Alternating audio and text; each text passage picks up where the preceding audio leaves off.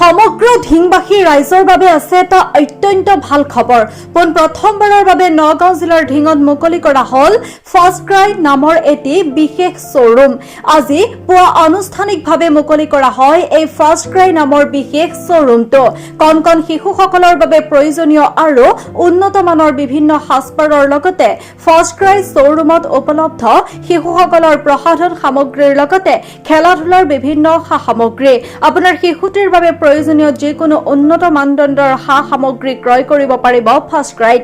আজি বাণিজ্যিক প্ৰতিষ্ঠানটোৰ উদ্বোধনী অনুষ্ঠানত উপস্থিত থাকে ঢিং মৈৰাবাৰীৰ বহুকেইজন বিশিষ্ট ব্যক্তিৰ লগতে জনপ্ৰিয় ইউটিউবাৰ পংখী ৰাজবংশী। আৰু এই ফাৰ্ষ্ট ক্ৰাই নামৰ বাণিজ্যিক প্ৰতিষ্ঠানটোৰ জৰিয়তে ঢিংবাসী ৰাইজৰ বহুদিনীয়া এটা অভাৱ এটা পূৰণ হ'ব বুলি মন্তব্য আগবঢ়ায় ঢিঙৰ বিশিষ্ট লোকসকলে। News desk report ND365। ঢিঙৰ বাণিজ্য ক্ষেত্ৰখনত আচলতে নতুন সংযোজন ফাৰ্ষ্ট ক্ৰাই এটা ব্ৰেণ্ড নেম সকলোৱে জানে। গতিকে নগাঁও জিলা আমি দেখিছোঁ মানে নগাঁও জিলা প্ৰথম ঢিঙতে উপলব্ধ হ'ব ফাৰ্ষ্ট ক্ৰাই ইতিমধ্যে শ্ব'ৰুম মুকলি হৈছে।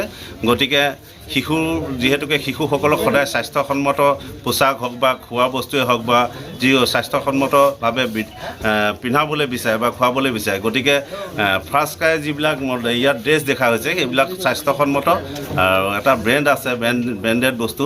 গতিকে আমাৰ ঢিঙৰ লগতে যিসকল বেচামাৰী, মৈৰাবাৰী, লাহৰীঘাট, কদমনি, ধূপগুৰি, বৰদোৱা এই সকলো লোকেই যিহেতুকে শিশুৰ কাৰণে ভাল বস্তু এটা কিনিবলৈ নগাঁও যাব লাগে, গুৱাহাটী যাব লাগে। গতিকে এই বস্তুটো ঢিঙত উপলব্ধ হোৱাত সকলোৱে সহায় হ'ব। আৰু মই ভাবোঁ ফাৰ্ষ্ট ক্ৰাইয়ে আমাৰ শিশুৰ যিখিনি দৈনন্দিন যিখিনি বস্তু, খেলনা বস্তুকে বা পোচাক হওক এইখিনি হয়তো অভাৱ দূৰ কৰিব বুলি মই বিশ্বাসী। যি আমাৰ ঢিংবাসীৰ বাবে খুবেই ভাল খবৰ। ফাৰ্ষ্ট ক্ৰাইৰ দৰে ব্ৰেণ্ড এটা আজি আমাৰ ঢিং অঞ্চলত আহিছে। আৰু যিটো ফাৰ্ষ্ট ক্ৰাইৰ পৰা সামগ্ৰী ক্ৰয় কৰিবলৈ হ'লে আমি গুৱাহাটী মহানগৰীলৈ যাবলগীয়া হৈছিলে, কিন্তু আজি আমাৰ ওচৰতে আমি এইখন শ্ব'ৰুম পাইছোঁ। আজি যিজন ব্যৱসায়ীয়ে এই শ্ব'ৰুমটো স্বত্বাধিকাৰী, তেখেতৰ উজ্জ্বল ভৱিষ্যত কামনা কৰিছোঁ। আৰু আমাৰ ঢিং অঞ্চলবাসী ৰাইজকো অনুৰোধ জনাইছোঁ যাতে এই ফাৰ্ষ্ট ক্ৰাইৰ পৰা সামগ্ৰী ক্ৰয় কৰে আৰু ব্যৱসায়িক দিশত যাতে তেখেত আগুৱাই যাব পাৰে, সেইকাৰণে দোৱা প্ৰাৰ্থনা কৰিছোঁ।